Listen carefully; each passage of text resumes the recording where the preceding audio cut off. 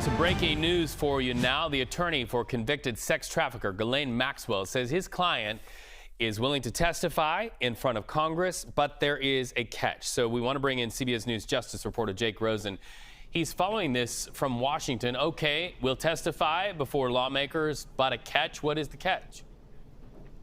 There are a couple, Reed. The first of which is that they want full immunity in front of this committee in case this testimony happens to unearth any new developments that could potentially be incriminating for Ms. Maxwell. In a letter that was sent to Congressman James Comer, who heads the Republican-led Oversight Committee, which subpoenaed Maxwell last week, Attorney David Marcus, who represents Maxwell, said that they want immunity first. They would like to see any kind of questions that are asked of her ahead of time because of, quote, torturous conditions and an unconstitutional detention is what they've been arguing. They also say that any conversations would also likely need to happen after Maxwell's SCOTUS appeal is finalized. That is not going to happen for a number of months, likely until potentially late this fall or the end of this year. And in addition to that, Reed, they also don't rule out the possibility of testimony earlier if President Trump commutes Maxwell's sentence or potentially pardons her, saying that, of course,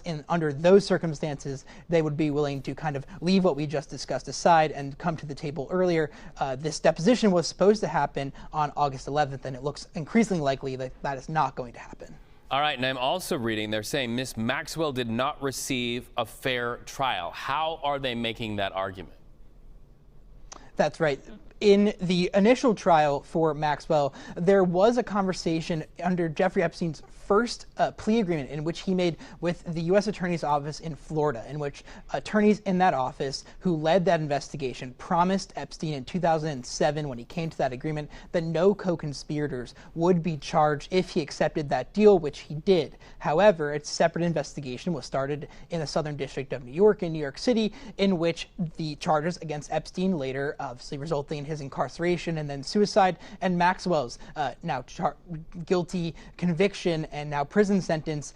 They argue that because that promise was made in Florida by a U.S. attorney, it should have applied to the new investigation, and where that resulted in Maxwell's conviction.